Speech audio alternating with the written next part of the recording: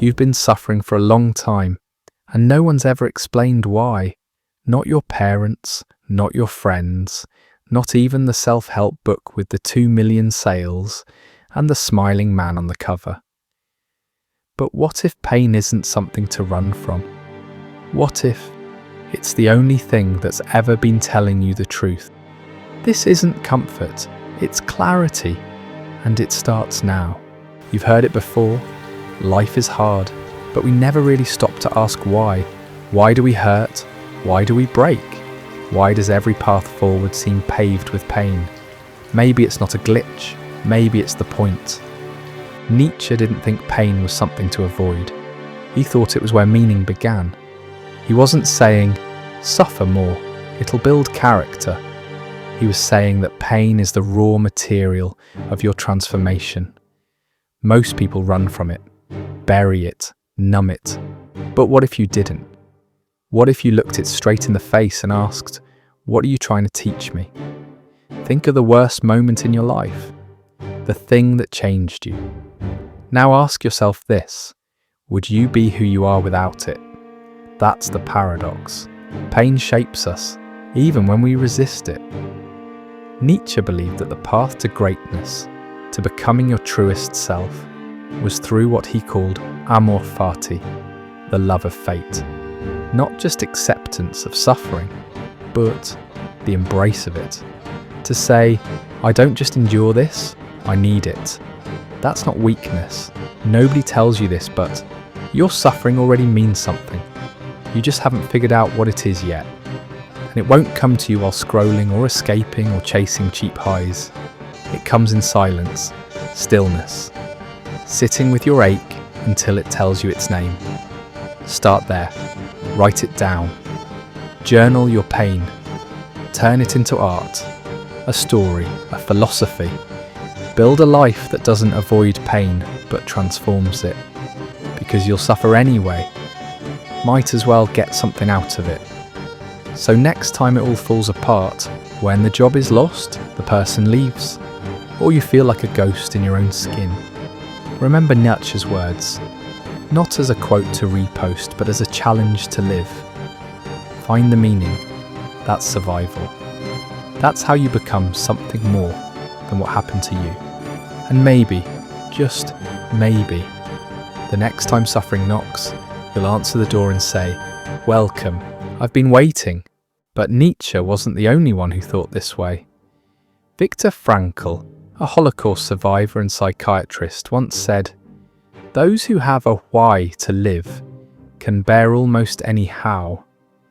He watched men waste away in concentration camps, but some endured, not because they were stronger, but because they believed that their suffering had purpose, a child to return to, a book to finish, a reason to keep breathing.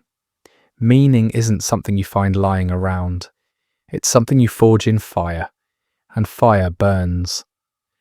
Marcus Aurelius, a Roman emperor, wrote himself during war and plague, if you are distressed by anything external, the pain is not due to the thing itself, but to your estimate of it. He believed suffering didn't come from life itself, but from our resistance to it, the story we tell ourselves about it. Carl Jung believed something even darker, that the shadow, the repressed parts of ourselves, only grows stronger when we ignore it. He said, only the paradox comes anywhere near to comprehending the fullness of life.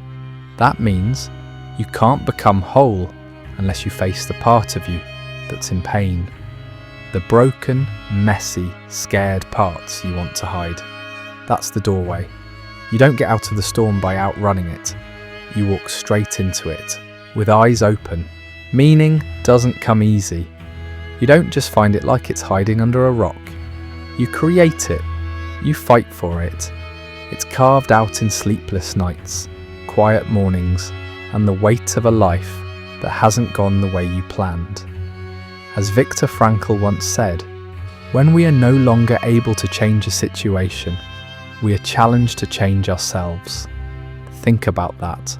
Some things won't get better. Some wounds won't close the way you want, but you can still become someone stronger, deeper, more awake. Ever sat in a room full of people and felt like a ghost? That's the ache of modern life. We drown in noise, in distractions. We try to outscroll our sadness, but silence, the one thing we run from, is where all the answers live. Sit with yourself. That version of you that's tired, disappointed, maybe angry at the world. He's still here. He's still waiting. Not for a miracle, but for you to stop pretending he's not real. Camus believed life was absurd, that we live in a world without inherent meaning, and yet, in the depth of winter, I finally learned that within me there lay an invincible summer. That's not optimism, that's rebellion. To feel broken and still say, I'm not done. Because surviving isn't just waking up, it's choosing again and again to stand inside your pain without letting it hollow you out. So how do you do it? You build something, anything. Write it, paint it, lift it, breathe through it. Turn your breakdowns into blueprints, your hurt into architecture. You don't need to be perfect, you just need to be honest. And when you fall again, and you will, don't ask why me, ask what now. That's what Nietzsche meant. He didn't worship pain, he transcended it. With blood in his mouth and fire in his chest, he said, I will make this mean something. So can you. One day you'll look back at all of this, the loneliness, the failure, the dark nights where your only company was your own breath, and realise that was the beginning, not the end. You were becoming someone, and you didn't even know it. So how do you do this? Start by stopping, really. Just stop. Sit with yourself. No distractions, no fake dopamine, no algorithm, and ask, what am I carrying? What am I pretending not to feel? What part of me is asking to be heard? Don't rush to answer. Let the silence stretch. And then, when the ache comes, don't flinch. Sit with it. Write it down. Not for an audience, for yourself. Because the truth is, you're already telling yourself a story about your suffering.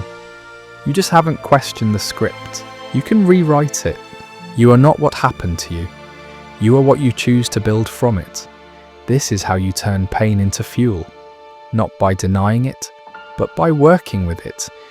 And when the world comes crashing again, because it will, you'll remember that you've done this before. That you don't just survive suffering, you build meaning from it. And that's the secret. Not to live happily ever after, but to live honestly, raw, awake, with a heart that breaks open, not closed. Nietzsche didn't say it would be easy. He said it would be real, and maybe that's enough.